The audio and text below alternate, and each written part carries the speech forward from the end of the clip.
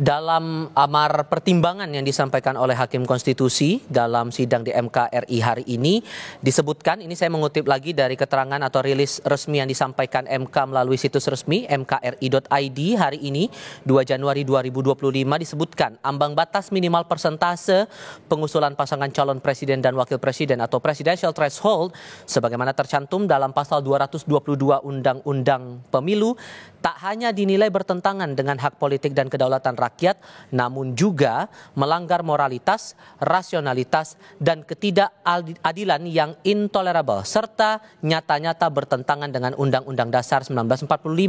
Alasan itulah yang kemudian menjadi dasar bagi Mahkamah Konstitusi untuk bergeser dari pendirian dalam putusan-putusan sebelumnya yang berhubungan lagi dengan uji materi terhadap Undang-Undang Pemilu, persisnya yang menentukan atau mensyaratkan adanya ambang batas parlemen atau presidential threshold begitu untuk parpol dan gabungan partai politik untuk mencalonkan calon presiden dan calon wakil presiden. Lebih lanjut soal putusan MK yang dikeluarkan hari ini kita akan tanyakan juga kepada Ketua Umum Partai Bulan Bintang Fahri Bahmid. Assalamualaikum Bang Fahri, apa kabar Bang? Assalamualaikum warahmatullahi wabarakatuh. Kabar baik. Terima kasih sebelumnya sudah mau bergabung bersama kami. Soal ambang batas ini yang dianulir oleh MKRI buat PBB ini angin segar? Iya, sebenarnya ini kan garis perjuangan Partai Bulan Bintang sekaitan dengan bagaimana melakukan uji tafsir terhadap ketentuan pasal 222 Undang-Undang 7 2017 tentang pemilu. Hakikatnya sudah cukup lama ya. Ini PBB sendiri mengajukan beberapa kali sebenarnya judicial review sekaitan dengan ini. Jadi kalau mau dihitung dari grafiknya, perkara ini sedang Mahkamah Konstitusi mengadili perkara yang berkaitan dengan objektum litis, ya, ketentuan pasal 222 itu sudah 32 kali sebenarnya. Sampai dengan hari ini Mahkamah Konstitusi akhirnya merubah pendiriannya. Alhamdulillah kami anggap bahwa ini adalah satu capaian demokratis yang luar biasa, ya. Betul-betul Mahkamah Konstitusi hadir untuk menegakkan prinsip konstitusionalitas dalam rangka untuk memastikan bahwa seluruh partai politik peserta pemilu mempunyai hak yang sama, mempunyai standing yang sama untuk mengajukan calon presiden dan wakil presiden tentunya. Dan hal ini sebenarnya sejalan dengan apa yang telah digariskan dalam ketentuan pasal 7, 7A dan 7B Undang-Undang Dasar 45. Jadi bagi kami Partai Bulan Bintang ini bukan hal baru sebenarnya karena memang inline dengan apa yang telah kami perjuangkan sejak lama. Sebelum pemilu 2019 bahkan Partai Bulan Bintang telah getol untuk memperjuangkan soal ini.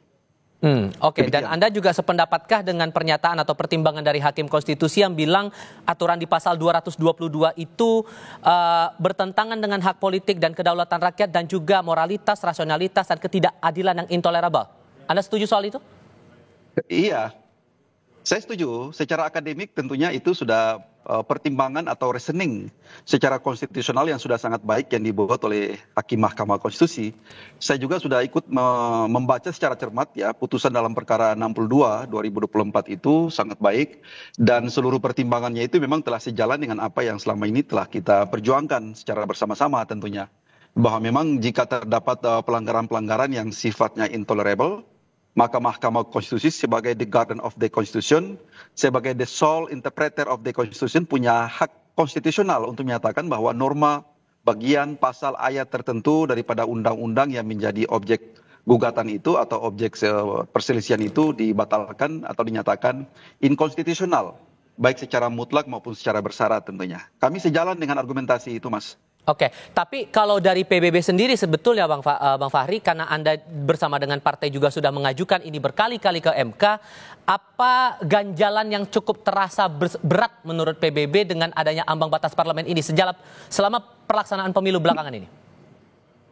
Iya, yang pertama kan begini ya, kalau kita kembali kepada original intent daripada rumusan pasal konstitusi, pasal 7, itu disebutkan bahwa partai politik atau gabungan partai politik peserta pemilu ya mempunyai hak untuk mengajukan pasangan calon presiden dan atau wakil presiden sebelum pelaksanaan pemilu. Jadi kalau partai-partai politik itu yang mempunyai titel atau genus sebagai peserta pemilu, pada hakikatnya punya standing yang sama untuk mengajukan pasangan calon presiden atau wakil presiden, baik melalui sendiri-sendiri ataupun melalui gabungan koalisi partai politik tertentu. Sebenarnya persoalan ini sudah selesai pada tingkat debat waktu di MPR RI gitu ya.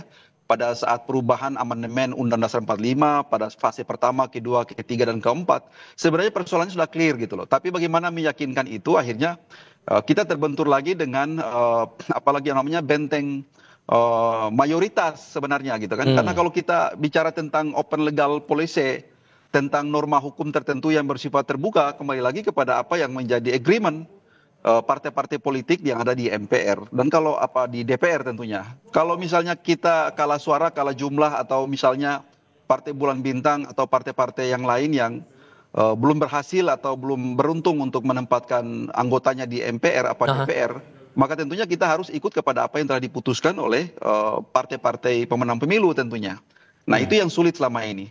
Nah, akhirnya yang bisa kita lakukan adalah bagaimana menggeser perjuangan itu dari awalnya menjadi perjuangan politik menjadi menggeser kepada perjuangan yang sifatnya teknokratis. Oke.